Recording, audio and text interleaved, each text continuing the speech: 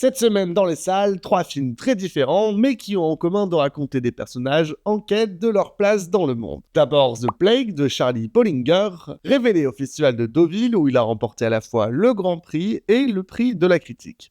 Ce premier long métrage plonge au cœur d'un camp d'été américain à travers le regard d'un garçon de 12 ans. Le réalisateur dissèque avec une rare justesse les mécanismes de domination, la violence des groupes et les angoisses de l'adolescence.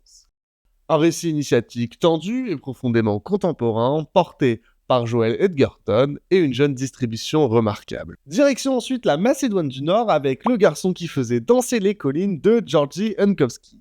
Couronné à Sundance par le prix du public et le prix spécial du jury, le film suit Ahmet, un adolescent issu de la communauté Yoruk, partagé entre les attentes de sa famille et son désir de tracer sa propre route.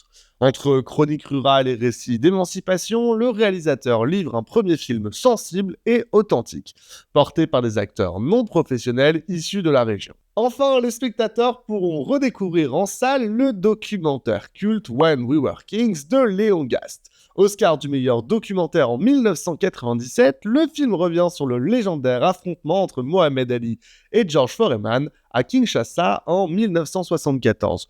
Plus qu'un simple film de sport, cette ressortie offre l'occasion de replonger dans un moment unique où boxe, musique et combat pour les droits civiques se rejoignent pour écrire une page d'histoire. 3 films, 3 regards sur la construction de soi à découvrir dès cette semaine au cinéma.